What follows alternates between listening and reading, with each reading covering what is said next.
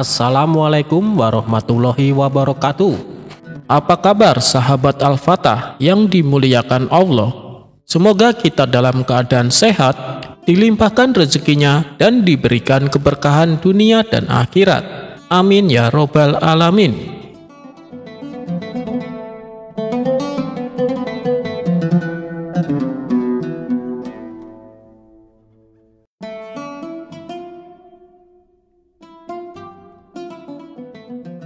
Pada suatu hari, dikisahkan ada gubernur Baghdad yang telah sekian lama menjabat datang ke istana menemui Baginda Raja.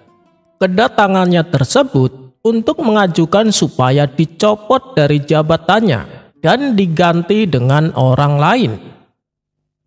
Paduka yang mulia, saya ingin mengundurkan diri, kata gubernur. Loh, kenapa? Apakah gajimu kurang besar? Tanya Baginda Raja. Bukan Paduka, gaji saya sudah lebih dari cukup, jawab gubernur. Lalu apa alasannya? Kenapa tiba-tiba ingin mundur? Tanya Baginda Raja kembali. Ampun Paduka yang mulia, umur saya sudah semakin tua. Sudah saatnya jabatan gubernur dipercayakan kepada yang lebih muda, jawab gubernur. Tapi belum ada yang pantas menjabat gubernur selain kamu. Bertahanlah untuk beberapa tahun ke depan, sampai saya mendapatkan penggantimu, pinta Baginda Raja. Maaf Paduka, saya sudah tidak mampu mengemban amanah ini. Saya sudah terlalu tua, balas gubernur. Akhirnya, dengan berat hati Baginda Raja mengabulkan permintaannya. Beberapa hari kemudian, Baginda Raja memanggil Abu Nawas untuk diajak berkonsultasi. Wahai Abu Nawas, seperti yang kau ketahui, Baghdad sedang membutuhkan seorang gubernur. Menurutmu, siapa yang pantas menjabatnya? Tanya Baginda Raja. Ini perkara sulit Paduka, karena kalau sampai jatuh ke tangan yang salah, maka masyarakat Baghdad bisa sengsara. Apalagi para menteri istana. Mereka semua rata-rata gila jabatan dan harta. Jangan sampai di antara mereka dijadikan gubernur Baghdad, tutur Abu Nawas. Lalu apa solusinya? Tanya Baginda Raja kebingungan. Kita adakan sayembara saja Paduka. Siapa yang bisa menjawab pertanyaan dengan baik, maka dialah yang berhak jadi gubernur, usul Abu Nawas. Terus pertanyaan macam apa yang akan diajukan? Tanya Baginda Raja. Pertanyaannya adalah, apa yang paling penting bagi seorang raja? Balas Abu Nawas. Itu sih pertanyaan mudah Abu Nawas, yang terpenting adalah berbuat adil, jawab Baginda Raja. Berbuat adil menurut Paduka, belum tentu adil menurut rakyat Paduka. Berarti jawaban tersebut salah, ujar Abu Nawas. Ternyata susah juga ya Abu Nawas. Baiklah, besok umumkan sayembaranya, perintah Baginda Raja. Singkat cerita, setelah sayembara tersebar sampai ke pelosok negeri, orang-orang berbondong-bondong untuk mendaftar. Baik dari kalangan rakyat biasa sampai dari keluarga pejabat istana. Namun dari sekian banyak peserta tidak ada satupun yang menjawab dengan benar. Lalu salah satu menteri istana mengantarkan kerabatnya untuk mendaftar. Paduka yang mulia, kerabat saya ini orang pintar dan jujur. Dia pasti pantas untuk dijadikan gubernur, ujar sang menteri. Sesuai dengan persyaratan, kalau bisa menjawab pertanyaanku dengan benar, maka akan saya jadikan gubernur, balas Baginda Raja. Kemudian, kerabat sang menteri menghadap Baginda Raja untuk menjawab pertanyaan. Menurutmu, apa yang paling penting bagi seorang raja? Tanya Baginda Raja. Yang terpenting adalah kewibawaan, pasukan yang kuat, dan istana yang megah, supaya negeri lain tidak meremehkan, jawabnya. Bagaimana Abu Nawas? Apakah jawabannya benar? Tanya Baginda Raja kepada Abu Nawas yang setia mendampingi.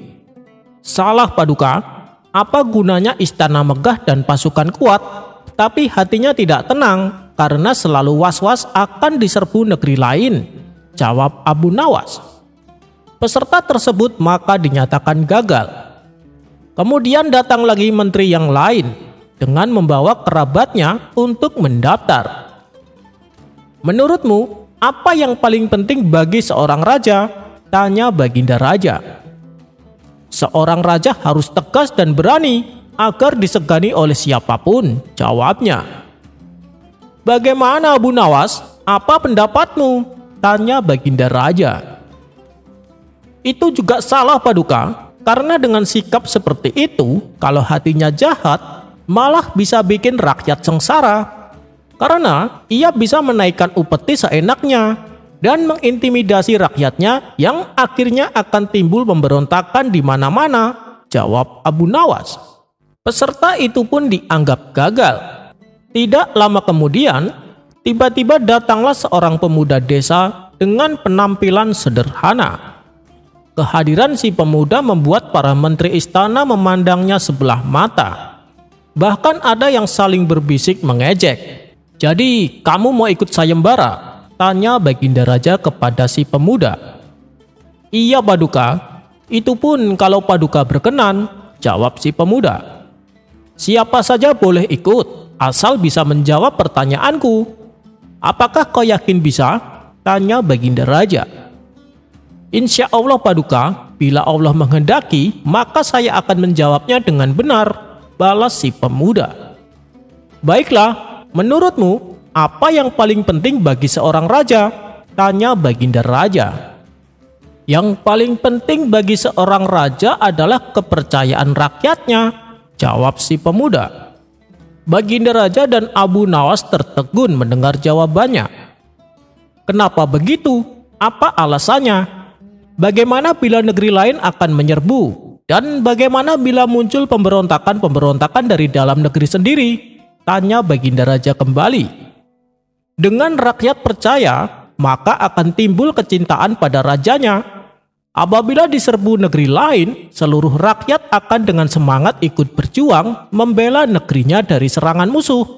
Dan apabila timbul pemberontakan-pemberontakan, bisa dipastikan itu adalah ulah para pengkhianat.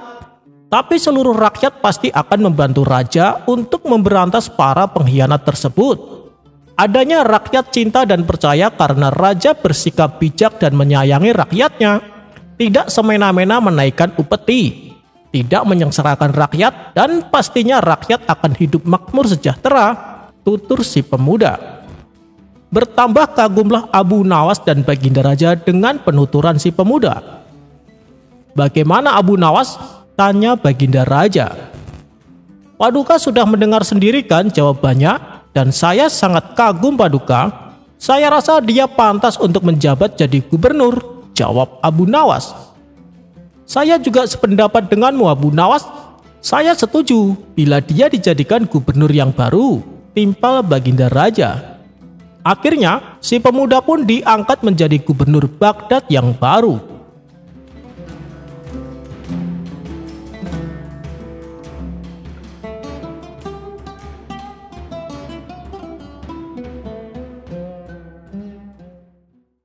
Siapa yang menyangka ketika Abu Nawas masih muda, ia pernah ditipu wanita tua.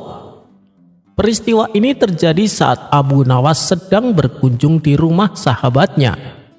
Sebelum sampai ke rumahnya, meskipun sebagai tamu, Abu Nawas tak lupa membelikan oleh-oleh untuk sahabatnya itu. Maka ia pun memasuki sebuah toko besar yang berada di kota tersebut, di mana di toko itu menyediakan berbagai macam makanan seperti kurma, keju, dan lain-lain. Ketika ia berkeliling memilih oleh-oleh, ia merasa ada seseorang yang selalu mengikutinya. Abu Nawas pun menjadi penasaran dan menoleh ke belakang. Ternyata dia seorang wanita tua yang juga sedang berbelanja di toko tersebut. Di tangannya membawa keranjang yang berisikan beberapa makanan. Abu Nawas pun mencoba bersikap ramah dengan memberikan senyuman kepadanya. Namun wanita tua itu hanya membalas dengan tatapan yang dalam. Singkat cerita, setelah selesai memilih makanan, Abu Nawas menuju pemilik toko untuk membayar belanjaannya. Tiba-tiba dari belakang pundaknya ditepuk oleh seseorang. Ternyata dia adalah wanita tua yang sedari tadi mengikutinya. "Nak, maaf kalau dari tadi ibu mengikuti kamu terus. Mungkin kamu merasa tidak nyaman. Maaf ya, ibu suka menatap kamu karena kamu mirip sekali sama anak ibu yang belum lama meninggal," kata wanita tua itu. Abu Nawas pun terharu mendengarnya. "Oh iya, gak apa-apa bu," balas Abu Nawas sambil tersenyum. "Nak, ibu punya satu permintaan padamu. Apakah kau keberatan?" pinta wanita tua. "Tentu saja tidak bu. Apa permintaan ibu?" tanya Abu Nawas. "Nanti ketika ibu keluar dari toko ini dan menatapmu, tolong katakanlah pada ibu, 'Hati-hati ya bu, nanti saya menyusul,' kata wanita tua itu. Abu Nawas sempat merasa heran dengan permintaan tersebut. "Memangnya kenapa bu? Kenapa aku harus melakukan itu?" tanya Abu Nawas penasaran. "Karena itu adalah kalimat yang sering almarhum anakku katakan setiap kali aku akan berpisah dengannya," jawab wanita tua tersebut dengan wajah yang sendu. "Oh, baiklah bu," balas Abu Nawas. Kemudian wanita tua itu duluan menuju pemilik toko untuk menghitung belanjaannya, sementara Abu Nawas hanya bisa menatapnya haru. Setelah urusan dengan pemilik toko selesai, wanita tua itu menengok ke belakang dan dengan mata berkaca-kaca ia menatap Abu Nawas untuk terakhir kalinya. Abu Nawas pun membalasnya dengan perkataan yang diminta wanita tua tersebut. "Hati-hati ya bu, nanti saya menyusul," ucap Abu Nawas. Dan si wanita tua itu pun segera berjalan cepat meninggalkan toko dengan menundukkan wajahnya. Setelah ia menghilang di balik pintu, kemudian Abu Nawas menghampiri pemilik toko. "Semuanya jadi berapa tuan?" tanya Abu Nawas sambil menyodorkan beberapa makanan yang dipilihnya. "Totalnya 50 dinar," jawab pemilik toko. "Kenapa mahal sekali? Aku kan hanya beli 1 kilo kurma dan beberapa potong roti," protes Abu Nawas. "Oh, bukannya tadi itu ibu kamu? Tadi dia bilang barang belanjaannya dibayar sama anaknya," ujar si pemilik toko. Spontan Abu Nawas terkejut mendengarnya. "Waduh, sialan, aku telah dikelabui wanita tua itu," gerutu Abu Nawas. Akhirnya, mau tak mau, Abu Nawas harus membayar belanjaan wanita tua itu.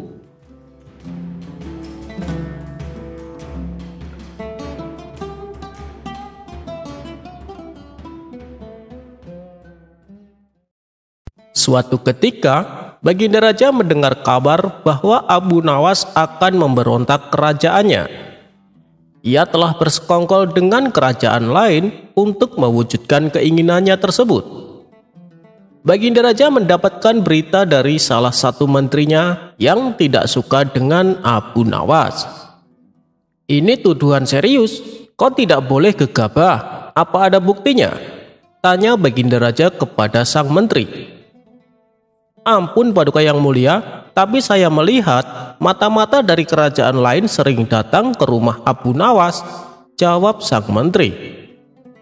Maka untuk membuktikannya, Baginda Raja mengutus salah satu pengawal untuk mengintai rumah Abu Nawas. Dan ternyata apa yang dilaporkan sang menteri memang benar adanya. Si pengawal melihat ada tamu asing yang ke rumah Abu Nawas. Setelah diamati, tamu tersebut merupakan mata-mata dari kerajaan lain. Si pengawal pun langsung melaporkan kepada Baginda Raja. "Kurang ajar, dia telah berani mengkhianati negerinya sendiri," kata Baginda Raja geram. Tanpa membuang-buang waktu, beberapa prajurit istana diperintahkan menangkap Abu Nawas dan menyeretnya ke istana. Singkat cerita, dibawalah Abu Nawas menghadap Baginda Raja. "Paduka Yang Mulia, kenapa para prajurit menangkapku dengan kasar? Apa salah saya?" tanya Abu Nawas tidak terima. "Kau telah berani mengkhianati aku dan mengkhianati seluruh rakyat di negeri ini," jawab Baginda Raja. Mengkhianati? Maksud Paduka apa? Tanya Abu Nawas kebingungan. Tak usah berpura-pura Abu Nawas, kau telah bersekongkol dengan mata-mata kerajaan lain untuk berencana memberontak kerajaan ini. Dengan ketenaranmu di negeri ini, bukan suatu hal yang sulit bagimu untuk menghasut warga agar ikut serta bersamamu, tukas Baginda Raja. Abu Nawas sempat terkejut dengan tuduhan Baginda Raja. Tapi dalam hati ia juga merasa geli. Ada-ada saja Paduka Raja. Dari mana ia dapat pikiran seperti itu? Batin Abu Nawas. Dan tiba-tiba terbesit di benak Abu Nawas ingin mempermainkan Baginda Raja. Baiklah Paduka yang mulia, jika benar demikian, lalu apa yang akan Paduka lakukan? Tanya Abu Nawas. Mendengar hal itu, bukan main marahnya Baginda Raja. Ia sempat tidak dapat mengendalikan emosinya. Baginda Raja pun memerintahkan kepada prajurit untuk melucuti pakaian Abu Nawas dan menggantinya dengan baju kebesaran yang seperti dipakai oleh para menteri kerajaan lengkap dengan atributnya. Baginda Raja sengaja melakukan ini sebagai ancaman kepada pejabat istana yang berani mengkhianati negerinya. Karena bagaimanapun juga, Abu Nawas termasuk orang lingkup istana, meskipun dia bukanlah seorang pejabat. Ikat kedua tangannya, lalu arak keliling kota Baghdad agar ditonton oleh orang-orang. Setelah itu bawa dia ke tiang gantungan di lapangan untuk menjalani hukuman mati, kata Baginda Raja emosi. Dengan sigap beberapa prajurit melaksanakan perintah Baginda Raja. Setelah Abu Nawas mengenakan baju kebesaran dengan tangan terikat, ia langsung diseret untuk keliling kota. Tapi saat hendak keluar dari pintu istana, datanglah penasehat kerajaan yang merupakan sahabat dekat Abu Nawas. Melihat keadaan Abu Nawas yang demikian, ia pun bertanya, "Hei Abu Nawas, ada apa denganmu? Apa kesalahanmu?" Dengan santainya Abu Nawas menjawab, "Aku telah mengatakan kebenaran. Makanya Paduka Raja memberiku hadiah baju kebesaran istana.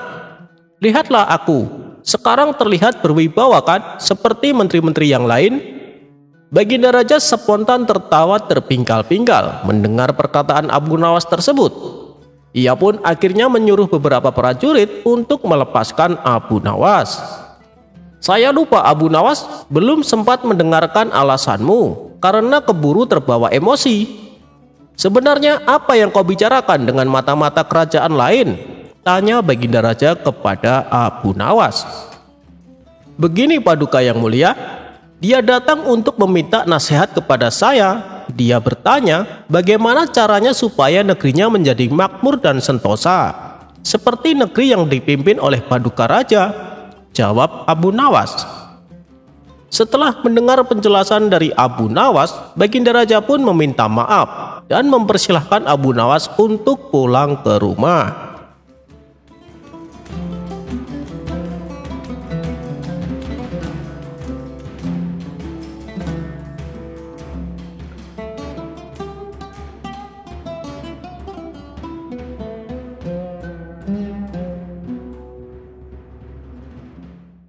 Pada suatu hari, Baginda Raja mengundang Abu Nawas untuk datang ke istananya.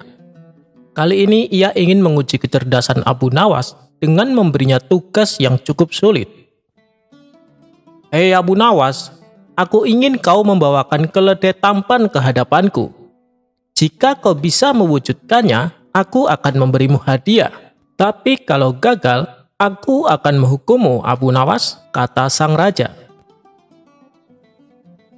"Ampun Paduka yang mulia, hadiah apa yang akan hamba terima bila berhasil melakukannya? Dan hukuman apa yang akan aku terima bila gagal melakukannya?" tanya Abu Nawas. Bila berhasil, keledainya akan kuberikan untukmu. Tapi bila gagal, kau harus memandikan kuda-kuda istana selama 1 bulan. Bagaimana Abu Nawas?" terang Baginda Raja. "Tapi saya tidak punya uang Paduka, karena keledai tampan harganya sangat mahal," ujar Abu Nawas. "Berapa uang yang kau butuhkan?" Tanya Baginda Raja lagi. 1000 dinar, saya rasa sudah cukup Paduka, jawab Abu Nawas. Maka setelah Baginda Raja memberikan uangnya, Abu Nawas segera pergi ke pasar untuk mencari keledai yang paling tampan. Namun saat di tengah perjalanan, terbesit ide konyol di benak Abu Nawas. Bukannya melanjutkan perjalanan ke pasar, ia malah memilih pulang ke rumahnya. Kemudian, Abu Nawas mengambil keledai miliknya dan dibawanya ke istana. Melihat keledai yang dibawa Abu Nawas jelek dan kurus, Baginda Raja menjadi emosi. Abu Nawas, yang saya minta keledai tampan dan rupawan, mengapa kau bawa keledai jelek kurus ini? Tanya Baginda Raja. Dengan entengnya Abu Nawas menjawab, jadi begini Paduka yang mulia, semua keledai di pasar itu sangat tampan dan rupawan. Saya takut jika saya membawa keledai yang terlalu tampan, orang-orang akan berpikir bahwa ketampanan keledai itu melebihi ketampanan Paduka yang mulia. Mendengar hal itu, spontan Baginda Raja tertawa terpingkal-pingkal karena berhasil menghibur Baginda Raja. Ia pun tak jadi menghukum Abu Nawas dan dia disuruh membawa pulang keledainya tersebut. Karena kecerdikannya, Abu Nawas mendapat 2 keuntungan. Ia bisa membawa kembali keledainya dan memperoleh uang 1000 dinar yang awalnya akan digunakan untuk membeli keledai. Beberapa hari kemudian terdengar kabar bahwa Baginda Raja akan mengadakan pesta besar-besaran. Abu Nawas yang selalu ingin hadir dalam pesta tersebut merasa senang dan segera bersiap-siap. Namun ada masalah, Abu Nawas tidak memiliki pakaian yang pantas untuk menghadiri pesta yang akan diadakan di istana. Inginnya sih membeli pakaian yang baru, tapi ia tidak memiliki uang. Di dalam keputusasaannya muncul sebuah ide kreatif pada diri Abu Nawas. Ia mengambil selembar kain yang telah lama dia simpan. Kain tersebut sudah usang dan terlihat tidak terawat. Kemudian ia memotong kain itu menjadi 2 bagian. Potongan pertama digunakan sebagai sorban di kepalanya. Sedangkan potongan kedua ia kenakan sebagai jubah. Dengan penampilan yang agak aneh, Abu Nawas pun pergi ke istana untuk menghadiri pesta tersebut. Ketika dia tiba di sana, semua orang yang hadir mulai tertawa melihat penampilan yang aneh itu. Mereka tidak percaya bahwa Abu Nawas berani datang dengan penampilan seperti itu di depan raja. Baginda Raja sendiri juga ikut tertawa terpingkal-pingkal. Sementara Abu Nawas justru menjadi heran karena ia merasa tak ada yang lucu dengan penampilannya. Ia bahkan penuh percaya diri dengan jubah dan sorban yang dikenakannya, tapi ternyata malah mengundang gelak tawa. Hal ini membuat Abu Nawas sangat dongkol. Adapun Baginda Raja melihat sesuatu yang lain dalam tindakan Abu Nawas ini. Dia tahu bahwa Abu Nawas adalah seorang yang cerdas dan berbakat dalam membuat puisi juga lelucon. Wahai Abu Nawas, kau telah menghibur kami semua. Hari ini kami sangat senang dengan penampilanmu yang unik ini. Tolong ceritakan kepada kami tentang kisah-kisah lucu yang bisa membuat kita tertawa, pinta Baginda Raja. Tentu saja permintaan Baginda Raja tak bisa Abu Nawas penuhi. Bagaimana mungkin dalam keadaan dongkol Abu Nawas disuruh menceritakan kisah-kisah lucu? Namun kalau ia tidak menuruti permintaan raja, ia khawatir akan dihukum. Kemudian dengan ketus Abu Nawas berkata, tentu wahai Paduka yang mulia, tetapi semua cerita lelucon saya hanya bisa dimengerti orang-orang yang bijak. Jika saya bercerita di depan orang-orang ini, maka mereka tidak akan mengerti Paduka, ujar Abu Nawas. Mendengar ucapan Abu Nawas, Baginda Raja dan semua tamu undangan tertawa lebih keras lagi. Inilah cara Abu Nawas untuk menghindari memberikan cerita lucu yang tak mungkin ia lakukan. Karena suasana hati yang sedang emosi, Baginda Raja kemudian memberikan hadiah sebagai penghargaan atas hiburannya.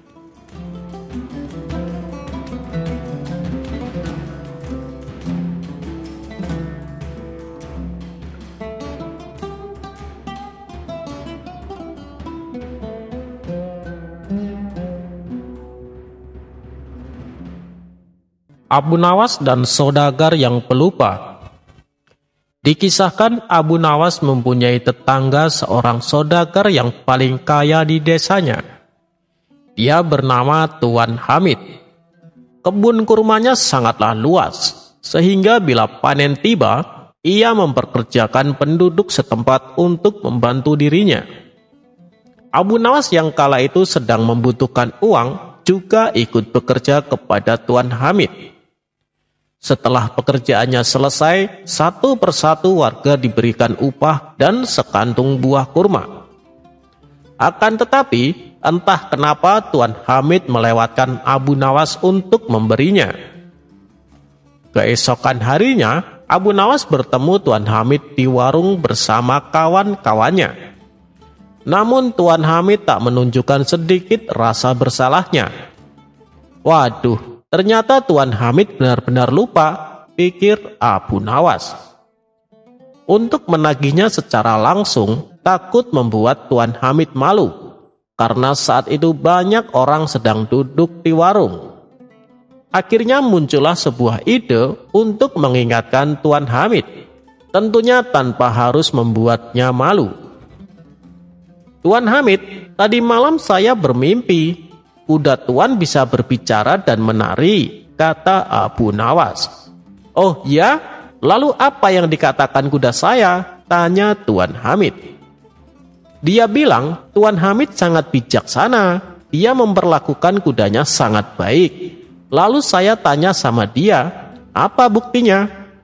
Kuda itu menjawab, setiap kali Tuan Hamid menyuruh saya menari, ia selalu diberi upah atas pekerjaannya, tutur Abu Nawas. Seketika Tuan Hamid pun tertawa, tapi tak berapa lama ia langsung tersadar. Astagfirullah, kemarin saya lupa Abu Nawas, saya belum memberimu upah, kata Tuan Hamid.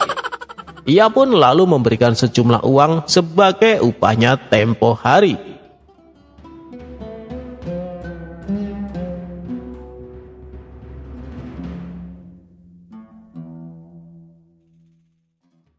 Ketika Abu Nawas menjadi pedagang garam.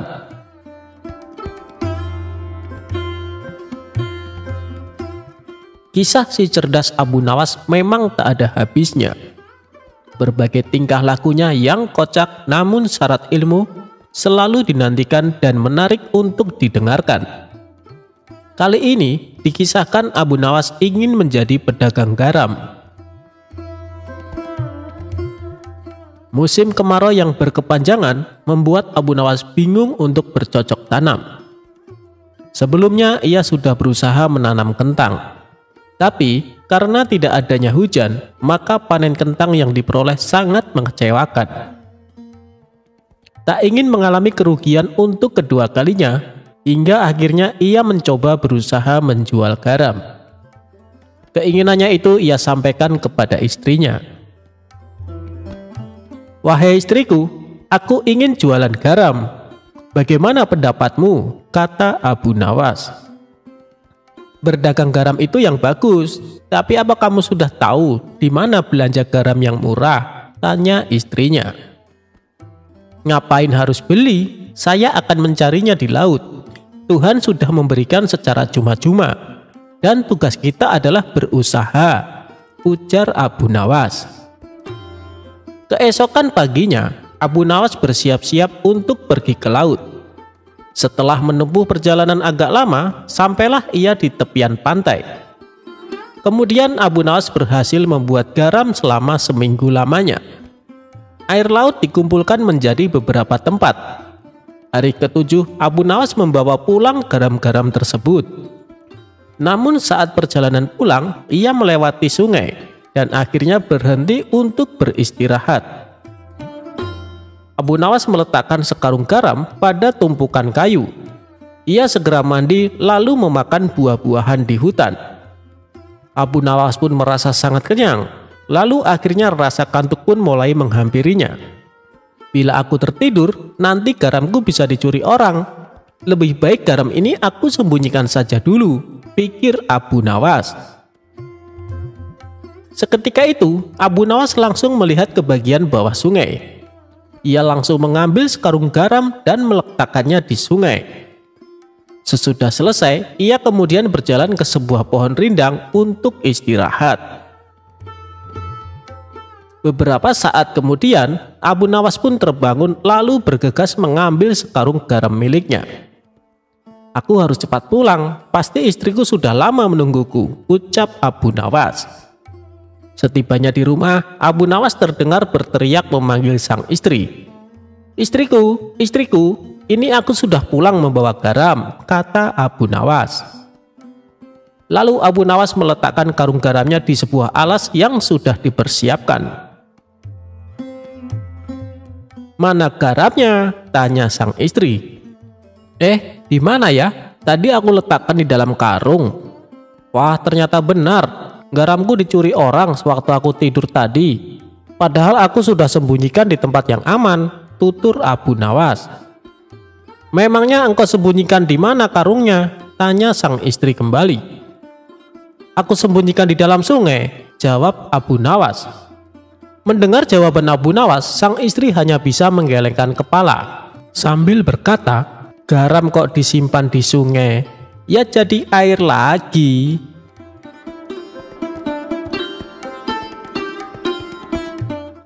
Di antara penduduk kota, Abu Nawas dikenal sebagai sosok pemberani, pekerja keras, dan giat. Dimanapun Abu Nawas berada, kawan-kawannya berkumpul mengerumuninya untuk mendengar kisah-kisah jenakanya. Suatu hari, saat Abu Nawas berkumpul dengan kawan-kawannya, datanglah seorang saudagar kaya. Saudagar tersebut mengatakan bahwa ia ingin sedang membutuhkan seorang yang pemberani. Orang-orang di situ lalu menunjuk Abu Nawas. "Tuan datang di tempat yang tepat. Di sini ada orang yang terkenal pemberani." "Siapa orangnya?" tanya si saudagar. "Itu orangnya, Tuan," jawab mereka menunjuk Abu Nawas. Kemudian saudagar kaya mendekati Abu Nawas. "Apakah kau bersedia bekerja untukku? Aku akan memberi bayaran yang besar dan juga bonus." "Itu sih tergantung. Pekerjaan apa yang hendak Tuan berikan? Kalau menurut saya cocok, saya bersedia melakukannya," ucap Abu Nawas. "Jadi begini, aku akan pergi berdagang keluar kota, dan tugasmu mengawal perjalananku," ucap si saudagar kaya. "Cuma mengawal saja, tidak ada tugas lain?" tanya Abu Nawas. "Benar Abu Nawas, tugasmu hanya mengawal saja, agar aku selamat sampai tujuan," jawab si saudagar. "Baiklah, saya setuju. Tapi saya butuh uang untuk keluarga selama saya tinggalkan," balas Abu Nawas. Kemudian saudagar kaya memberi Abu Nawas sejumlah uang dan keesokan harinya mereka mulai perjalanannya. Di sepanjang perjalanan, Abu Nawas dengan penuh waspada mengawasi dan mengawal saudagar kaya tersebut. Di tengah perjalanan, mereka beristirahat di bawah naungan pohon besar. "Abu Nawas, turunkan bawaan dari punggung keledai agar dia bisa ikut beristirahat," pinta saudagar kaya.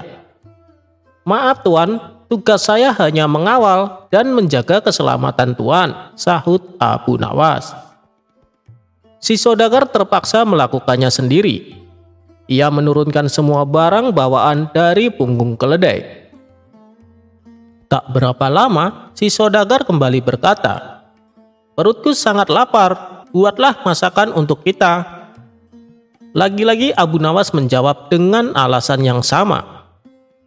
"Maaf Tuan, sesuai perjanjian, tugas saya hanya mengawal dan menjaga keselamatan Tuan." Untuk kedua kalinya saudagar kaya itu melakukannya sendiri. Ia memasak makanan daging kelinci yang lezat, membuat Abu Nawas tak sabar ingin mencicipinya. Setelah selesai memasak, saudagar itu berkata kepada Abu Nawas, "Kemarilah Abu Nawas, kita makan sama-sama." Baiklah Tuan, saya rasa tidak enak hati kalau terus-terusan menolak perintah Tuan, timpal Abu Nawas. Setelah mereka selesai makan dan beristirahat, mereka melanjutkan perjalanan. Kini, mereka berjalan melewati hutan belantara. Pemandangan indah dan sejuk membuat perjalanan menyenangkan. Namun tiba-tiba muncul seekor macan.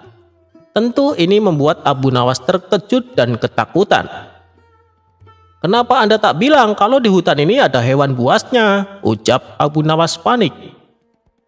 "Dari pertama kan sudah aku bilang, aku butuh seorang pemberani untuk mengawal perjalananku," balas si saudagar. "Apa yang harus aku lakukan? Menyelamatkan diri sendiri saja belum tentu bisa," ucap Abu Nawas dalam hati. "Ayo Abu Nawas, apa yang akan kita perbuat agar selamat?" teriak si saudagar. Abu Nawas pura-pura bersikap tenang. "Sabar Tuan, sabar," kata Abu Nawas. Namun, secepat kilat Abu Nawas lari terbirit-birit. Hal itu membuat perhatian si macan dan mengejar si Abu Nawas. Abu Nawas sempat menoleh ke belakang dan melihat saudagar itu selamat, sedangkan macan itu mengejarnya. Setelah merasa macan itu sudah jauh, si saudagar melanjutkan perjalanan bersama keledainya. Sementara Abu Nawas terus berlari menyelamatkan diri. Saat ia melewati sungai, tiba-tiba seekor buaya hendak menyerangnya. Tapi buaya tersebut diserang oleh macan yang mengejar Abu Nawas tadi. Akhirnya kedua binatang buas saling berkelahi, dan Abu Nawas pun lolos dari kejaran macan. Dalam kondisi kehabisan tenaga, Abu Nawas tiba di kampungnya. Dia menghirup napas dalam-dalam. "Alhamdulillah, aku bisa selamat," ucapnya. Tak lama kemudian, kawan-kawannya menghampiri Abu Nawas dan menanyakan apa yang telah terjadi. "Aku telah menyelamatkan saudagar kaya itu dari serangan macan, tapi aku menebusnya dengan berlari ketakutan setengah mati," jawab Abu Nawas.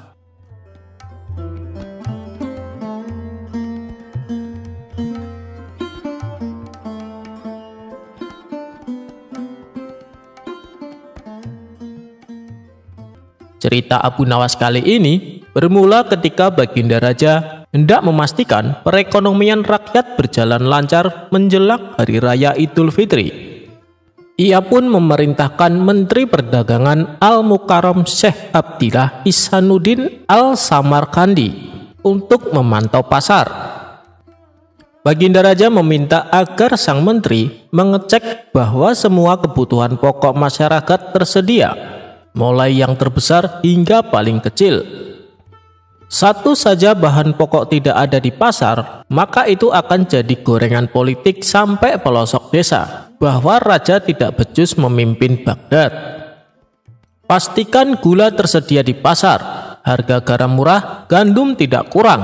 Pokoknya Anda cek semua kebutuhan pokok masyarakat, titah Baginda Raja kepada Menteri Ihsanuddin. Satu lagi, sekarang menjelang Lebaran, jangan cuma pasokan daging yang dikontrol, tapi kulit ketupat juga. Barang murah biasanya diremehkan. Nanti orang bilang kulit ketupat yang murah saja tidak ada, apalagi daging, imbuh Baginda Raja. "Baik, Baginda Raja," jawab sang menteri. Keluar dari istana, menteri langsung memanggil staf ahli negara yakni Abu Nawas untuk membantu mengecek pasar. Ia memerintahkan pujangga cerdas yang dikenal loyal kepada Baginda Raja ini untuk mengecek pasar dengan asumsi tidak mungkin memberi laporan palsu. Menteri meminta Abu Nawas mengecek pasar dan mendata semua yang ada di sana. Pastikan semua kebutuhan pokok rakyat tersedia dan tidak ada yang menimbun barang, pintanya. Alangkah bahagianya Abu Nawas ketika berada di pasar. Ia melihat semua kebutuhan rakyat tersedia. Rakyat gembira di bawah kepemimpinan Baginda Raja. Gula menumpuk, garam tersedia, gandum murah, daging apa saja ada. Pokoknya Baghdad di bawah Baginda Raja benar-benar mencerminkan kemakmuran. Abu Nawas juga mengecek kulit ketupat sesuai pesan menteri. Benar juga, jika kulit ketupat saja tidak ada di pasar, bagaimana dengan kapulaga dan bawang bombay? Dengan wajah ceria, Abu Nawas kembali ke istana menteri untuk melaporkan hasil surveinya. Wah, Baghdad tersenyum di bawah kepemimpinan Baginda Raja dan Menteri Ihsanuddin. Jelasnya, semua kebutuhan pokok tersedia. Bagaimana dengan garam, gandum, gula? Tanya Ihsanuddin untuk menambah keyakinannya. Ada, Tuan Menteri, jawab Abu Nawas lagi. Daging? Tanya Menteri makin penasaran. Daging banyak, semua halal, ucap Abu Nawas meyakinkan Menteri. Bagaimana dengan kulit ketupat? Ingat, ini musim lebaran, kata Menteri kembali bertanya. Nah, untuk kulit ketupat sudah saya cek di semua pasar. Kulit ketupat kosong, ungkap Abu Nawas. Mendengar jawaban Abu Nawas, Menteri Ihsanuddin kaget luar biasa. Tanpa bertanya lagi, dia bergegas menuju istana dan menyampaikan laporannya agar Baginda Raja senang. Sesampainya di istana, si menteri segera melaporkan kepada raja. Baginda, ada kabar baik dan juga ada kabar buruk. Baginda mau dengar yang mana dulu? Ucap sang menteri. Apa kabar baiknya? Tanya Baginda Raja. Semua kebutuhan pokok tersedia di pasar, jawab sang menteri. Kabar buruknya? Tanya lagi Baginda Raja dengan penuh rasa penasaran. Kabar buruknya hanya kulit ketupat yang tidak ada di pasaran, entah hilang dari pasaran atau ada yang menimbun, kata menteri yakin. Mendengar jawaban menterinya, Baginda Raja mengerahkan serdadunya untuk menebang pelepah kurma sebanyak mungkin, lalu membuat kulit ketupat ramai-ramai. Ia ingin membanjiri pasar dengan kulit ketupat agar para penimbun kulit ketupat kecelek dan rugi besar. Tapi Baginda Raja tidak puas. Dia langsung terjun ke pasar hari itu juga mengecek kebutuhan pokok. Betapa kagetnya Baginda Raja karena di pasar ternyata banyak orang menjual kulit ketupat. Bagaimana ini Pak Menteri? Di pasar ternyata banyak kulit ketupat dijual, tanya Baginda Raja keheranan. Menteri Ihsanuddin juga kaget. Tapi tadi kata Abu Nawas, di semua pasar kulit ketupat hilang, tidak ada di pasaran, jelasnya terbata-bata. Dia lalu berteriak memanggil Abu Nawas. Abu Nawas, tadi kamu bilang kulit ketupat tidak ada, hilang dari pasaran. Bagaimana ini? Kok ternyata banyak? Tanya menteri dengan nada emosi. Benarkah itu? Tanya Baginda Raja sambil memandang tajam Abu Nawas. Pujangga Baghdad ini dengan tenang mengambil beberapa kulit ketupat dari pedagang, lalu menyerahkan kepada Menteri Ihsanuddin dan Baginda Raja.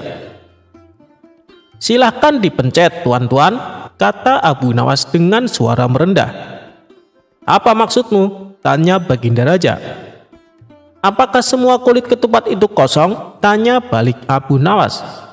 Ya, benar, semua kosong, jawab Baginda Raja dan menteri berbarengan.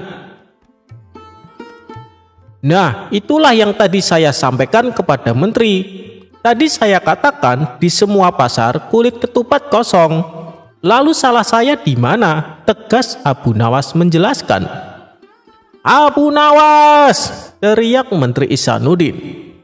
Nah, begitulah cerita Abu Nawas tentang kulit ketupat yang kosong di pasaran, sehingga membuat menteri dan Baginda Raja panik.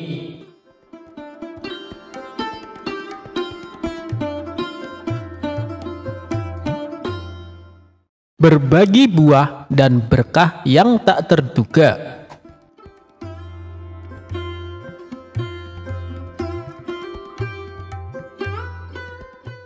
Suatu hari, Abu Nawas pergi ke pasar untuk membeli beberapa barang kebutuhan sehari-hari. Saat ia sedang berjalan-jalan di pasar, tiba-tiba ia melihat seorang penjual buah yang tengah sibuk mengatur buah-buahnya dengan rapi. Abu Nawas yang iseng pun mendekati penjual buah tersebut dan bertanya, "Pak penjual, bolehkah saya mencoba buah ini sebelum membelinya?" Penjual buah dengan ramah menjawab, "Tentu saja Pak, silahkan mencoba." Abu Nawas pun mengambil satu buah apel dari tumpukan buah dan memakannya dengan lahap. Setelah beberapa saat, ia mencicipi buah pir, lalu buah anggur, dan seterusnya. Ia terus mencoba buah-buahan tersebut tanpa berniat membelinya. Melihat tingkah Abu Nawas yang mencicipi buah tanpa berniat membeli, penjual buah tersebut mulai kesal. Ia berkata dengan sedikit kesal, "Maaf Pak, Anda sudah mencicipi hampir semua buah yang saya punya. Boleh saya tahu apakah niat Anda membeli buah atau hanya mencoba-coba saja?" Abu Nawas yang cerdik dengan santai menjawab, "Oh, maaf Pak.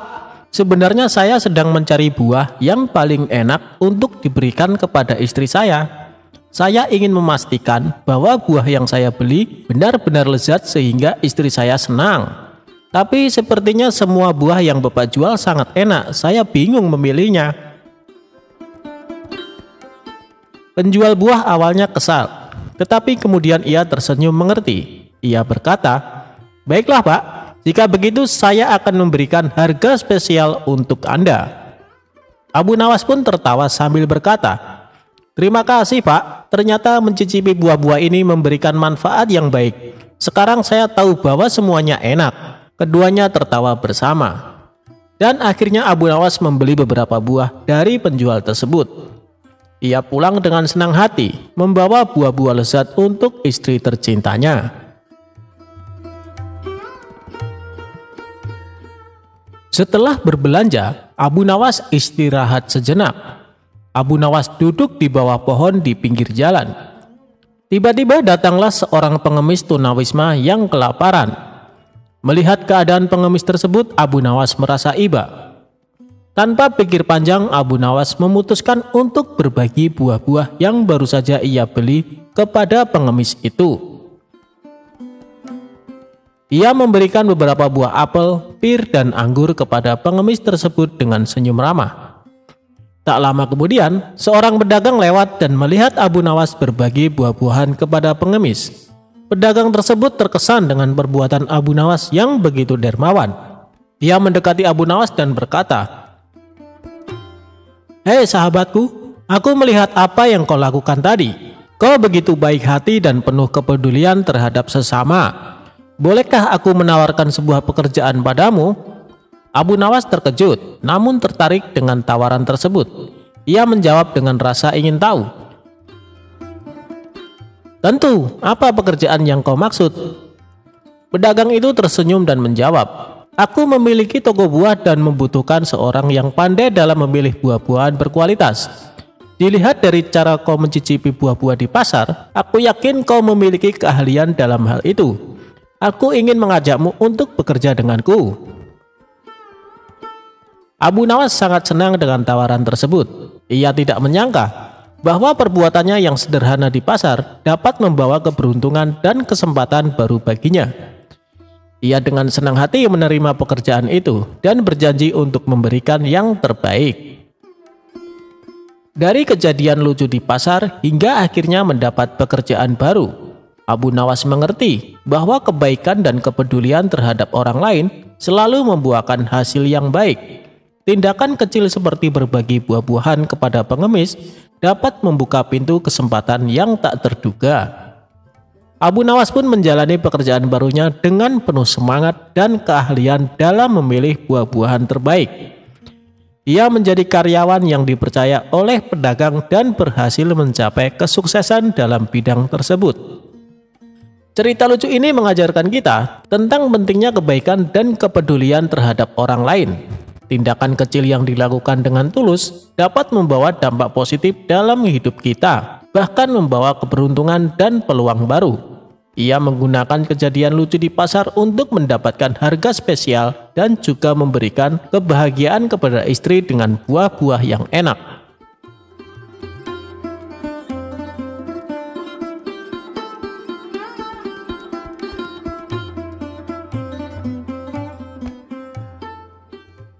Cara Abu Nawas menurunkan hujan.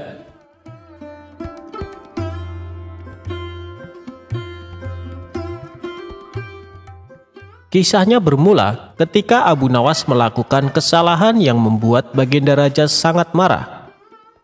Baginda Raja memerintahkan pasukan istana untuk secepatnya menangkap Abu Nawas. Sementara sosok humoris itu yang sedang berada di rumah memberitahukan kepada istrinya, "Wahai istriku, sepertinya aku harus meninggalkan kampung halaman untuk beberapa waktu," ucap Abu Nawas. "Ada masalah apa lagi, wahai suamiku? Kenapa engkau terlihat ketakutan?" tanya sang istri yang sangat khawatir. "Aku telah membuat kesalahan yang membuat Baginda Raja murka.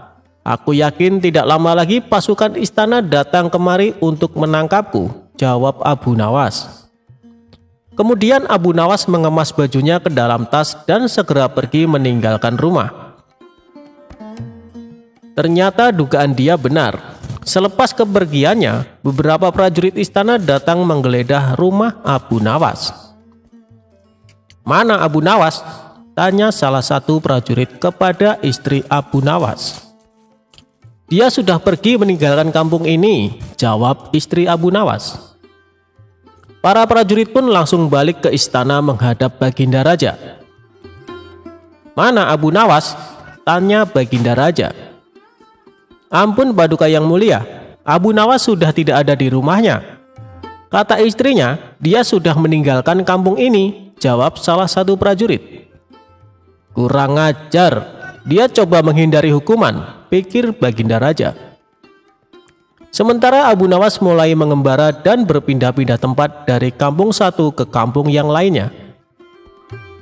Suatu ketika dalam pengembaraannya, Abu Nawas melintasi sebuah dusun yang sedang dilanda musim kemarau. Abu Nawas yang mengenakan jubah dan sorban layaknya ulama besar sempat membuat perhatian warga. Mereka mengira Allah Subhanahu wa Ta'ala telah mengirim seorang waliullah untuk menolong dusunnya yang sedang mengalami musim kemarau. Para warga pun segera mengerumuni Abu Nawas. "Assalamualaikum Syekh. Sudilah kiranya Tuan Syekh mampir sebentar di rumah kami," pinta kepala dusun. Abu Nawas pun sudah menolaknya. Namun karena para warga memaksa, ia pun mau tidak mau menerima ajakan mereka ke rumah kepala dusun. Abu Nawas dijamu berbagai macam hidangan dan diperlakukan istimewa layaknya raja. "Apa yang membuat kalian memperlakukanku sedemikian istimewa, padahal kalian tidak mengenalku?" tanya Abu Nawas.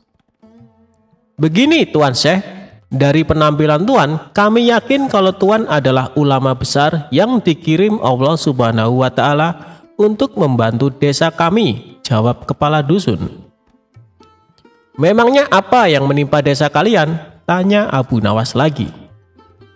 "Sudah berbulan-bulan desa kami mengalami musim kemarau, tanaman-tanaman mati, air persediaan kami tinggal beberapa ember. Doakanlah desa kami wahai Tuan Syekh, agar desa kami diturunkan hujan," jelas kepala dusun. Abu Nawas terdiam mendengar keluhan mereka. Ia juga berbulan-bulan tidak mandi dan bajunya sudah lama tidak dicuci. Padahal tujuannya ke sini untuk menumpang mandi. Beberapa lama kemudian muncullah ide cemerlang di otaknya. "Baiklah, aku akan memanjatkan doa kepada Allah supaya desa kalian diturunkan hujan. Tapi ada syaratnya," ujar Abu Nawas. "Apa itu syaratnya Tuan Syekh?" "Kami bersedia melakukannya," balas kepala dusun. "Syaratnya adalah kumpulkan semua air persediaan kalian dan ditaruh di tengah lapangan," perintah Abu Nawas. Para warga pun membawa air terakhir yang mereka miliki. Total air yang terkumpul hanya 2 ember. Kemudian air tersebut ditaruh di tengah lapangan. Abu Nawas melepas bajunya dan mencucinya dengan air di ember pertama. Sedangkan air di ember kedua dia gunakan untuk mandi. Melihat hal itu, para warga pun menjadi terkejut. "Wahai Tuan Syekh, itu air terakhir persediaan kami yang rencananya untuk minum anak-anak kami," ucap salah satu warga. Perbuatan Abu Nawas ini tentunya mengundang reaksi kemarahan warga. Ada yang mencemooh, ada yang membentak, ada pula yang menghujat. Namun di tengah kegaduhan itu, Abu Nawas dengan tenang mengangkat bajunya yang dicuci, lalu menjemurnya. Dan perkataan para warga tidak dihiraukannya. Para warga bertambah emosi sehingga hendak memukulinya. Tapi niat mereka langsung terhenti karena tiba-tiba terdengar suara guntur yang disusul hujan lebat. Penduduk pun lupa dengan marahnya, bahkan sebaliknya. Mereka berebutan mencium tangan Abu Nawas dan mulai berteriak kegirangan menyambut datangnya hujan yang sudah lama ditunggu. Saat itu sang kepala dusun menghampiri Abu Nawas. "Tuan Syekh, sebenarnya doa apa yang Tuan panjatkan sehingga langit berkenan menurunkan hujan?" tanya kepala dusun. Dengan polosnya Abu Nawas menjawab, "Begini, doaku biasa saja. Tapi jubahku ini tinggal satu dan tidak pernah dicuci selama berbulan-bulan. Bila aku menjemurnya, pasti hujan akan turun deras. Mungkin karena langit tidak tahan dengan bau jubahku ini," celetuk Abu Nawas cengengesan. Mendengar hal itu, sontak para warga langsung tertawa terpingkal-pingkal. Sejak saat itu Abu Nawas mulai menetap di sana sembari menunggu kemarahan Baginda Raja reda.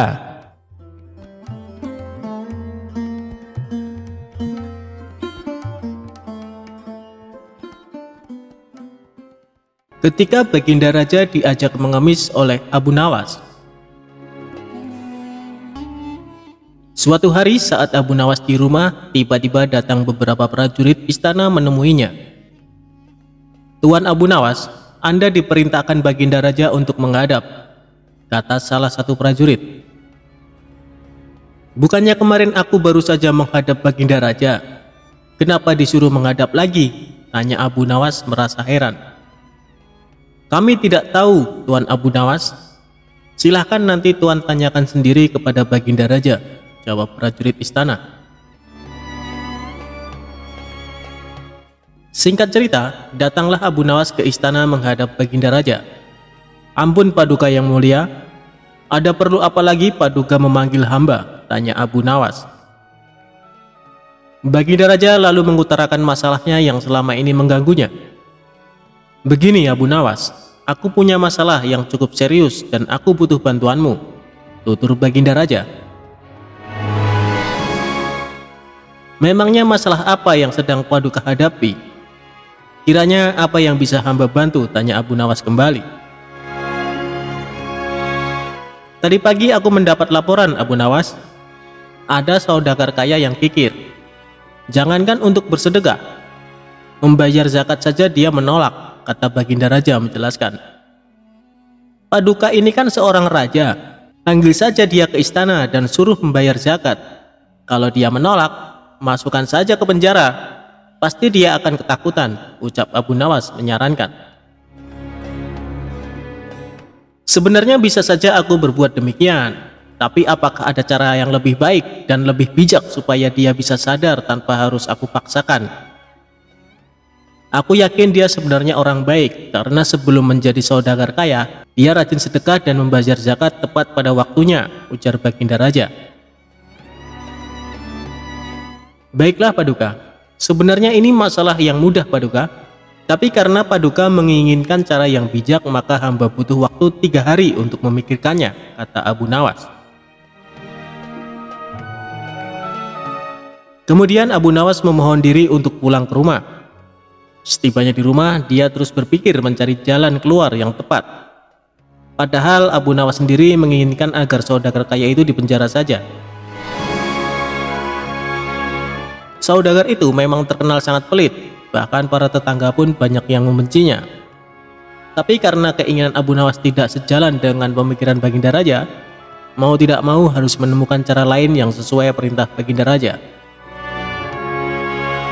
3 hari berlalu, tibalah saatnya bagi Abu Nawas untuk menghadap ke istana. Sesampainya di sana, Abu Nawas langsung dipersilahkan menghadap Baginda Raja. "Bagaimana Abu Nawas? Apakah kamu sudah menemukan caranya?" tanya Baginda Raja. "Sudah Paduka, hamba sudah menemukan caranya," jawab Abu Nawas. Bagus, beritahu aku sekarang caranya, minta Baginda Raja. Tapi hamba tidak yakin Paduka akan bersedia melakukannya, timpal Abu Nawas. Apa caranya? Katakan saja, ucap Baginda Raja mulai penasaran. Caranya adalah hamba dan Baginda Raja harus menjadi pengemis. Lalu kita datangi rumah saudagar kaya itu. Kita berdua pura-pura mengemis kepadanya, papar Abu Nawas memberitahu. Memangnya harus aku yang melakukannya? Apa tidak bisa diwakilkan? Tanya Baginda Raja. Tidak bisa Paduka, karena ini adalah cara satu-satunya, jawab Abu Nawas. Awalnya Baginda Raja ragu atas ide konyol Abu Nawas itu. Namun karena ingin menyadarkan saudagar pelit tersebut, akhirnya dia bersedia menuruti saran Abu Nawas.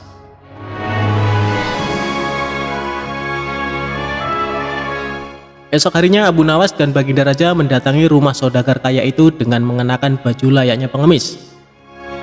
Setibanya di rumah saudagar kaya, mereka tidak langsung mendatangi rumahnya. Kita awasi dulu Paduka, tunggu saudagar itu keluar. Kalau kita ke sana sekarang, nanti yang akan menemui kita adalah penjaganya. Kita pasti akan diusir. Percuma kita ke sana tapi tidak bisa menjumpai saudagar itu, tutur Abu Nawas. Setelah sekian lama menunggu, akhirnya saudagar kaya tersebut keluar dan duduk di teras. Tanpa menyia-nyiakan waktu, Abu Nawas segera mengajak Baginda Raja menghampiri saudagar kaya tersebut. Tuan, berilah kami sedekah, pinta Abu Nawas. Tidak ada, aku tidak punya uang receh, balas saudagar kaya itu dengan nada ketus. Apakah Tuan punya makanan? Kami lapar sekali Tuan, tanya Abu Nawas. Tidak ada, sana pergi kalian, jawab saudagar tersebut mulai emosi. Baiklah kalau begitu kami minta air putih saja Tuan, balas Abu Nawas. Kalian ini tuli atau gimana sih? Sudah aku bilang tidak punya apa-apa, sana pergi kalian, jangan ganggu aku, bentak saudagar kaya. Di saat itulah Abu Nawas mulai akal cerdiknya, kasihan sekali kalau Tuan tidak punya apa-apa. Kenapa Tuan tidak ikut saja sama kami? Kita mengemis bersama-sama Tuan, ajak Abu Nawas. Akibat perkataan Abu Nawas ini, saudagar kaya menjadi salah tingkah. Antara marah, tersinggung, malu bercampur aduk menjadi satu. Ia pun terdiam untuk beberapa saat. Tiba-tiba terlintas di benaknya ingatan masa lalu. Dahulu dia adalah orang miskin tapi rajin bersedekah. Namun sekarang setelah kaya raya justru menjadi orang kikir. Wajahnya yang tadinya terlihat galak kini malah tertunduk lesu. Bagaimana? Apakah Tuan memilih jadi orang miskin atau orang kaya? Kalau masih ingin jadi orang kaya jangan lupa bersedekah dan bayar zakat. Kalau tidak mau sedekah mengemis sajalah seperti kami, tutur Abu Nawas.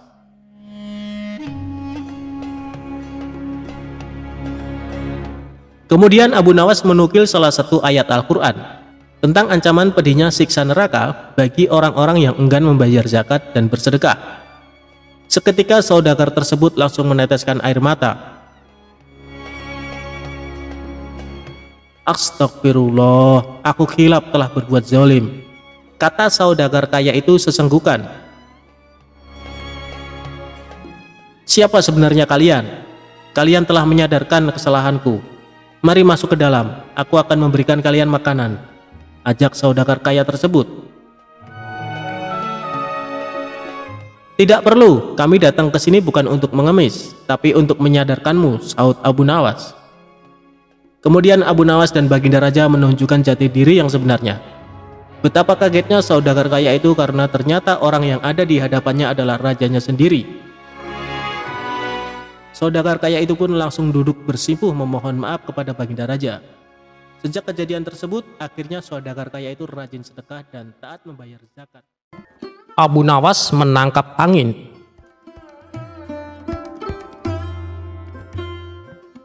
Dikisahkan, pada suatu hari, Abu Nawas dibuat kaget bukan main ketika seorang utusan Baginda Raja datang ke rumahnya. Ia harus menghadap Baginda Raja secepatnya. Entah permainan apa lagi yang harus dihadapi kali ini. Setelah tiba di istana, Baginda Raja menyambut Abu Nawas dengan sebuah senyuman. Lalu dia berkata, "Akhir-akhir ini, aku sering mendapat gangguan perut. Kata tabib pribadiku, aku kena serangan angin," ucap Baginda Raja memulai pembicaraan. "Ampun tuanku, apa yang bisa hamba lakukan hingga hamba dipanggil?" tanya Abu Nawas. "Aku hanya menginginkan engkau menangkap angin itu dan memenjarakannya," jawab Baginda Raja. Mendengar ucapan rajanya, Abu Nawas pun hanya terdiam. Tak ada sepatah kata pun keluar dari mulutnya. Ia tidak memikirkan bagaimana cara menangkap angin nanti, tetapi ia bingung bagaimana cara membuktikan bahwa yang ditangkap itu benar-benar angin, karena angin tidak bisa dilihat. Tidak ada benda yang lebih aneh dari angin. Tidak seperti halnya air, walaupun tidak berwarna, tetapi air masih bisa dilihat, sedangkan angin tidak sama sekali. Baginda Raja hanya memberi Abu Nawas waktu tidak lebih dari 3 hari. Abu Nawas pulang membawa pekerjaan rumah dari Baginda Raja. Namun, Abu Nawas tidak terlalu bersedih, karena berpikir sudah merupakan bagian dari hidupnya.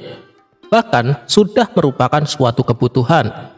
Ia yakin bahwa dengan berpikir akan menemukan jalan keluar dari kesulitan yang ia hadapi. Dengan berpikir pula, ia yakin bisa menyumbangkan sesuatu kepada orang lain yang membutuhkan, terutama orang-orang miskin. Ya, Abu Nawas memang kerap mendapatkan sepundi penuh uang emas hadiah dari Baginda Raja atas kecerdikannya. Tetapi, sudah 2 hari ini Abu Nawas belum juga mendapatkan akal untuk menangkap angin, apalagi memenjarakannya. Sedangkan besok adalah hari terakhir yang telah ditetapkan Baginda Raja. Abu Nawas hampir putus asa. Abu Nawas benar-benar tidak bisa tidur, walaupun hanya sekejap. Mungkin sudah takdir, kali ini Abu Nawas harus menjalani hukuman karena gagal melaksanakan perintah Baginda Raja. Ia pun berjalan gontai menuju istana. Di tengah-tengah kepasrahannya kepada takdir, ia teringat sesuatu, yaitu Aladin dan lampu wasiatnya. Bukankah jin itu tidak terlihat? Abu Nawas bertanya pada diri sendiri. Ia berjingkrak girang dan segera berlari pulang. Sesampainya di rumah, ia secepat mungkin menyiapkan segala sesuatunya, kemudian menuju istana. Di pintu gerbang istana, Abu Nawas langsung dipersilakan masuk oleh para pengawal, karena Baginda sedang menunggu kehadirannya. Dengan tidak sabar, Baginda langsung bertanya kepada Abu Nawas, "Sudahkah engkau berhasil memenjarakan angin, wahai Abu Nawas?" tanya Baginda Raja. "Sudah, Paduka Yang Mulia," jawab Abu Nawas dengan muka berseri-seri sambil mengeluarkan botol yang sudah disumbat. Kemudian Abu Nawas menyerahkan botol tersebut, dan Baginda pun menimbang-nimbang botol itu. "Mana angin itu, wahai Abu Nawas?" tanya Baginda Raja. "Ada di dalam botol itu, Tuanku Yang Mulia," jawab Abu Nawas penuh rasa hormat. "Aku tak melihat apa-apa," kata Baginda Raja lagi. "Ampun Tuanku, memang angin tidak bisa dilihat. Tetapi bila Paduka ingin tahu angin, tutup botol itu harus dibuka terlebih dahulu," kata Abu Nawas menjelaskan. Setelah tutup botol dibuka, Baginda Raja mencium bau busuk, bau kentut yang begitu menyengat hidung. "Bau apa ini, hai Abu Nawas?" tanya Baginda Raja marah. "Ampun Tuanku Yang Mulia, tadi hamba buang angin dan hamba masukkan ke dalam botol itu. Hamba takut angin yang hamba buang itu keluar, maka hamba memenjarakannya dengan cara menyumbat mulut botol," kata Abu Nawas ketakutan. Mendengar penjelasan Abu Nawas, Baginda Raja pun tidak jadi marah, karena penjelasannya memang masuk akal. "Hahaha, kau memang pintar Abu Nawas," puji Baginda Raja sembari meninggalkan Abu Nawas. "Baginda, panggil Abu Nawas." "Ya Abu Nawas," sahut Baginda Raja. Hamba sebenarnya cukup pusing memikirkan cara melaksanakan tugas memenjarakan angin ini, keluh Abu Nawas. Lalu, apa maksudmu Abu Nawas? Hamba minta ganti rugi, Baginda. Kau hendak memeras seorang raja? Oh, bukan begitu, Baginda. Lalu, apa maumu? Baginda Raja harus memberi saya hadiah berupa uang sekedar untuk bisa belanja dalam 1 bulan. Kalau tidak, tantang Baginda Raja. Kalau tidak, hamba akan menceritakan kepada khalayak ramai bahwa Baginda Raja telah dengan sengaja mencium kentut hamba, tantang Abu Nawas. Waduh, Baginda kaget dan jengkel. Tapi kemudian tertawa terbahak-bahak. Baik, permintaanmu aku kabulkan, ujar Baginda Raja mengakhiri percakapan.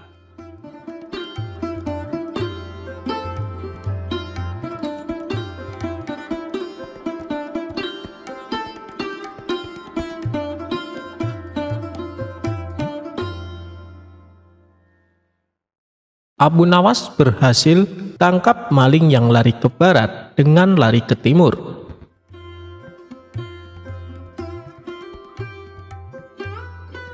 Abu Nawas memang sakti banget. Dia berhasil menangkap maling yang lari ke arah barat, padahal mencegatnya di sebelah timur. Berawal dari Abu Nawas yang melawan sosok ahli falak atau astronomi. Suatu hari, ada seorang ahli astronomi atau ahli ilmu falak di Jazirah Arab yang menjadi daerah tempat tinggal Abu Nawas.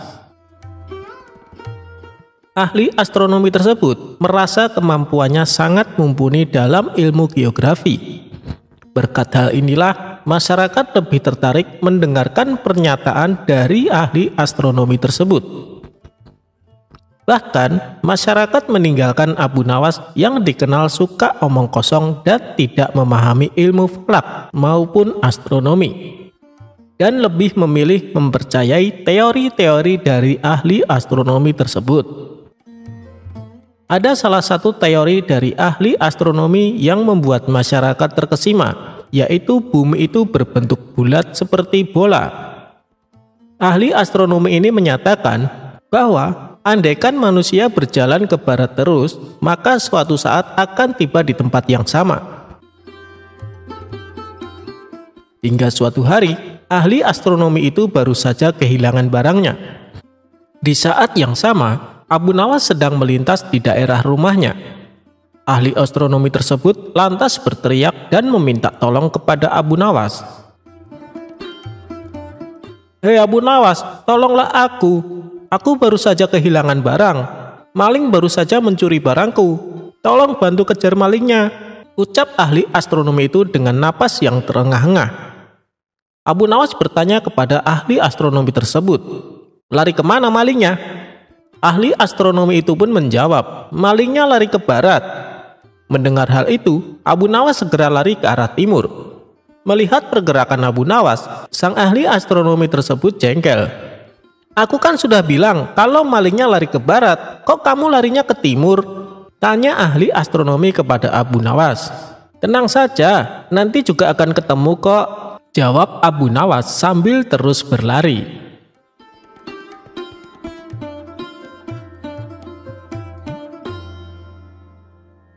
Abu Nawas dan petugas perbatasan.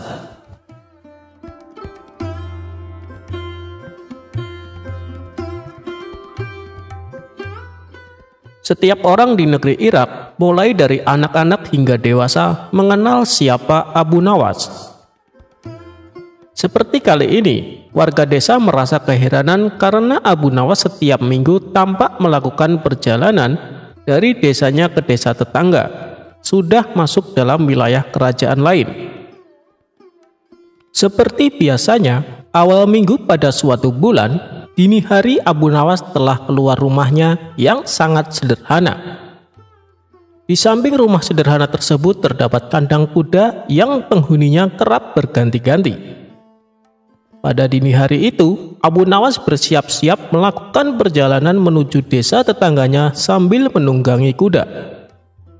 Keesokan harinya, biasanya dia akan pulang ke desanya di negeri Irak tersebut sambil membawa banyak barang.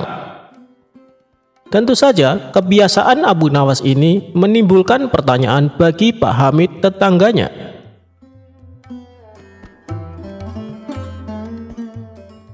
Suatu sore ketika Abu Nawas pulang dari perjalanan, hal tersebut ditanyakan kepada Abu Nawas tentang perniagaannya yang membuat warga sekampung bingung. "Hei Abu Nawas, kemanakah engkau beberapa waktu ini? Kalau memang engkau memiliki perniagaan yang baik, tolonglah kau ajak kami," kata Pak Hamid. "Ada Pak, dan kukira tidak ada yang mau berniaga sepertiku," jawab Abu Nawas. Bulan pun berganti bulan. Akhirnya Abu Nawas diduga telah melakukan perdagangan yang dilarang oleh kerajaan. Pada bulan berikutnya, Abu Nawas berniat melakukan perdagangannya. Ia pun harus melalui perbatasan dengan kerajaan tetangga. Si Fulan, petugas penjaga pintu perbatasan, memeriksa seluruh barang bawaan Abu Nawas. Namun tidak ditemukan satu barang pun yang mencurigakan. Hanya ditemukan bekal dan beberapa keping uang. Keesokan harinya, kembali si Fulan berjumpa Abu Nawas di perbatasan. Kali ini Abu Nawas membawa banyak sekali barang yang semuanya dilengkapi dengan dokumen yang diperlukan.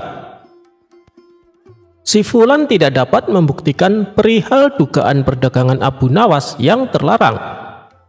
Bahkan karena seringnya mereka bertemu, hubungan keduanya semakin akrab hingga akhirnya si Fulan dipindahkan dari tempat kerjanya. Pada suatu hari, keduanya bertemu kembali di suatu kesempatan yang tidak terduga. Si Fulan sekarang bukan lagi seorang penjaga perbatasan. Dia telah pensiun dari pekerjaan itu. Abu Nawas sekarang sudah dikenal sebagai seorang saudagar yang dermawan dan berhasil. Pertemuan itu akhirnya dilanjutkan dengan jamuan makan oleh Abu Nawas. Dalam kesempatan tersebut, masing-masing bercerita tentang pengalaman yang telah mereka hadapi selama lebih kurang 20 tahun tidak bertemu. "Usaha apa yang telah engkau lakukan di masa lalu, saudaraku? Karena aku mengetahui kau tak membawa cukup uang. Tetapi ketika engkau pulang, tak hanya keperluan makanan, barang lainnya pun kau bawa setelah pulang dari perdagangan yang tidak sampai sehari semalam engkau lakukan," tanya si Fulan. Mendengar hal tersebut, Abu Nawas pun tertawa sambil mengingat kembali kebiasaan masa mudanya. "Sebenarnya sangat mudah, saudaraku. Untuk mencari bukti tak perlu harus memeriksa semua barang bawaanku. Seperti yang engkau ketahui, bahwa aku senantiasa pergi dengan mengendarai kuda. Tetapi ketika pulang, aku hanya berjalan kaki, dan disitulah usahaku," kata Abu Nawas. Mendengar penjelasan Abu Nawas, akhirnya si Fulan mengerti bahwa di masa itu Abu Nawas menjual kuda-kudanya di negeri tetangga dan pulangnya dia tukarkan dengan barang-barang lainnya. Abu Nawas anti hujan.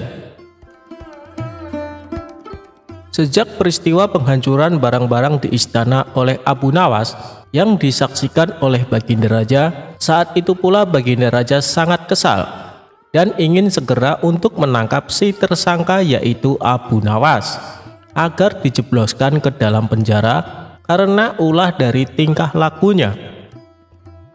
Sudah menjadi hukum bagi siapa saja yang tidak sanggup melaksanakan titah Baginda Raja, apalagi sampai membangkang kepada sang raja, maka tak disangsikan lagi bahwa ia akan mendapatkan hukuman.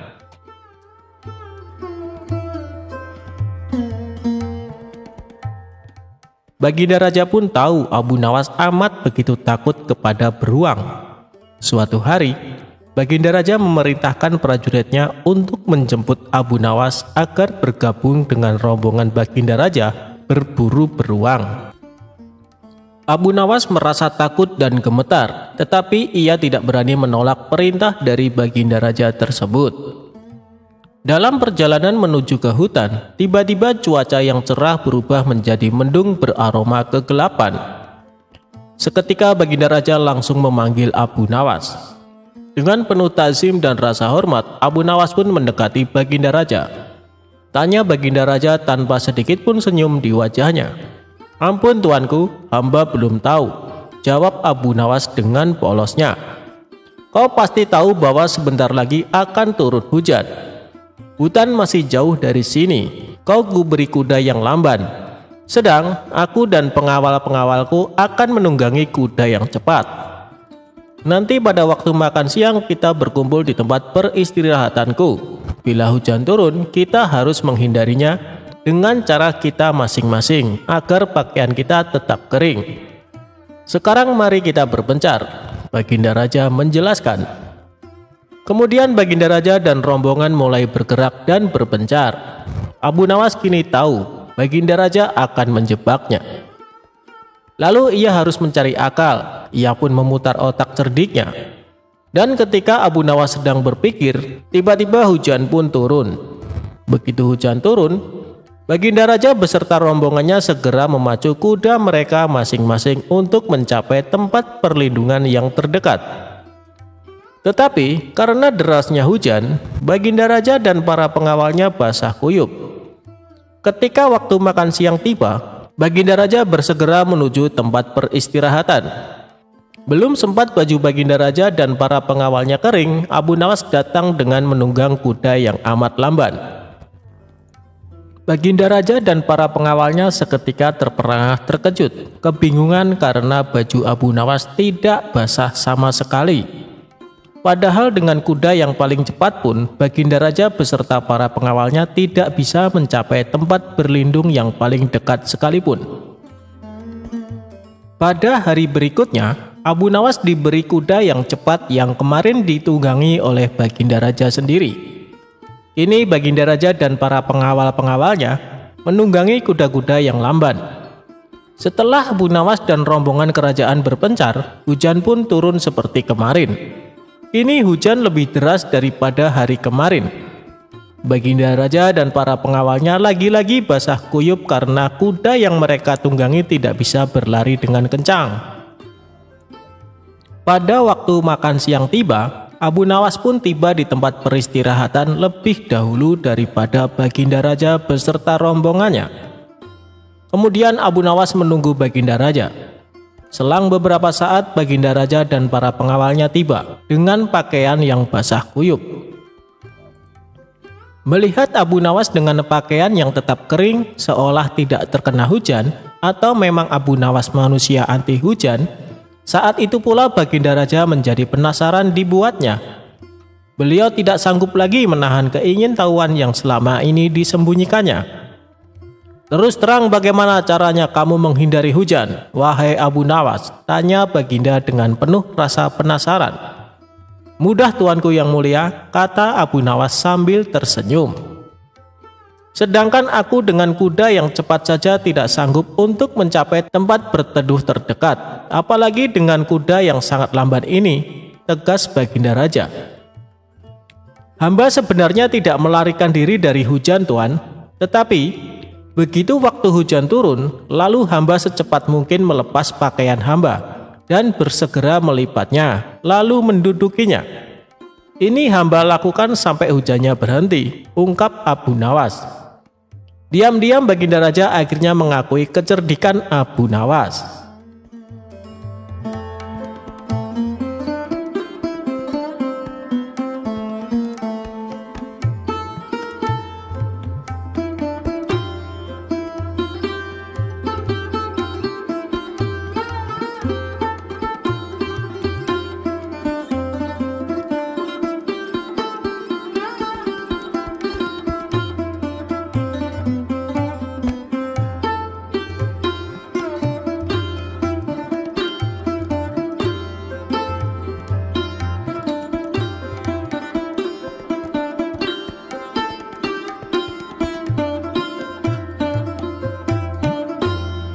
Memanah dengan gaya, Abu Nawas dapat hadiah.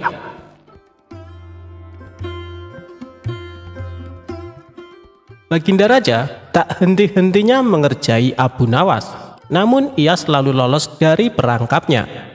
Yang ada malah Baginda Raja sendiri yang menanggung kekalahan. Kalaupun beradu otak, pasti Abu Nawas yang akan menang. Dan raja tahu betul kecerdasan dan kecerdikan Abu Nawas. Namun raja tak mau menyerah. Ia kembali hendak menguji kecerdikan dan kecerdasan Abu Nawas. Kali ini, Baginda Raja mempunyai ide untuk mengalahkan Abu Nawas, yaitu dengan mengajaknya lomba memanah. Karena lomba tersebut yang dibutuhkan adalah keahlian, bukan kecerdasan otak. Maka dipanggillah Abu Nawas ke istana. Singkat cerita, datanglah Abu Nawas menghadap Baginda Raja.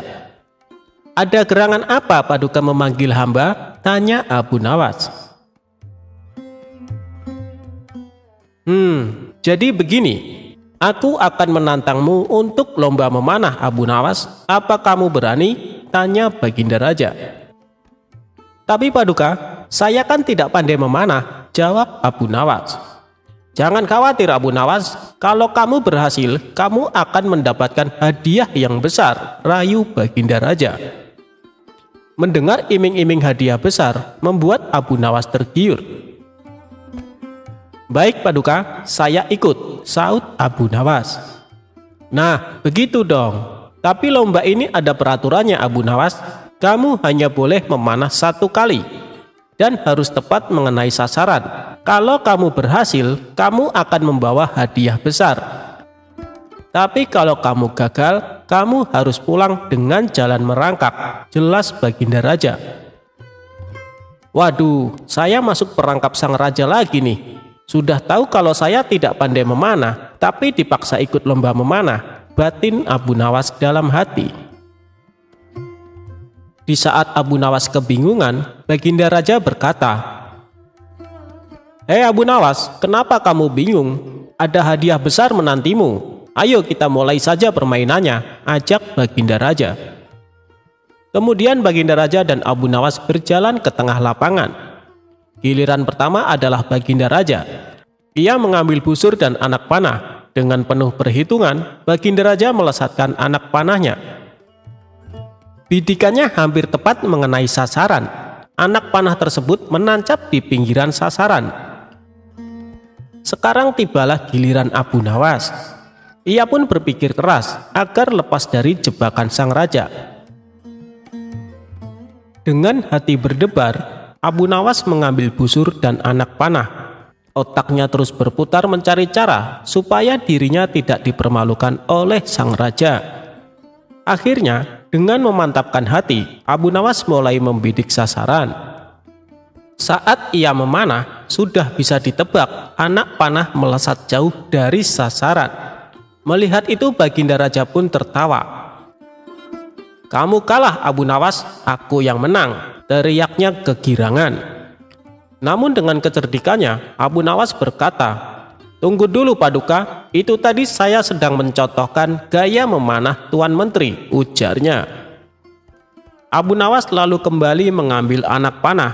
Ia membidiknya dan mulai memanah untuk kedua kalinya. Namun anak panah masih juga meleset jauh dari sasaran. Tapi sebelum Baginda berteriak kegirangan, Abu Nawas menyela duluan. "Demikianlah gaya Tuan Wali Kota memanah," sahutnya. Baginda Raja menjadi tidak sabar dengan aksi Abu Nawas ini. Ia pun berteriak, "Hei Abu Nawas, mana gaya memanahmu?" Dengan santainya Abu Nawas menjawab, "Tenang Paduka yang mulia, gaya hamba tentu lebih baik." Abu Nawas lalu kembali mengambil sebuah anak panah. Ia membidik dan mulai memanah. Untuk ketiga kalinya, anak panahnya melesat makin jauh dari sasaran. Abu Nawas kembali berteriak, "Itu tadi gaya Tuan Hakim memanah." Mendengar itu, Baginda Raja semakin emosi dibuatnya. "Wahai Abu Nawas, yang aku minta gaya memanahmu, bukan gaya orang lain," bentak Baginda Raja. Abu Nawas nyaris putus asa, tapi tetap menunjukkan wajah lucunya. Ini adalah tembakannya untuk yang keempat. Abu Nawas mengambil anak panah dan mulai membidik. Beruntung baginya karena kali ini anak panah secara kebetulan melesat mengenai sasaran. Anak panah menancap di tengah-tengah sasaran, sedangkan anak panah Baginda hanya di pinggiran saja. Abu Nawas pun berteriak dengan kencang. Inilah gaya Abu Nawas memanah yang mulia. Untuk itu saya tunggu hadiah dari Paduka Raja, kata Abu Nawas kegirangan. Melihat kecerdikan Abu Nawas, sang raja pun tak henti-hentinya tertawa. Kamu memang cerdik Abu Nawas, kata Baginda Raja sambil menyerahkan hadiahnya. Berkat kecerdikan Abu Nawas, kesempatan memanah yang seharusnya hanya 1 kali bisa menjadi 4 kali.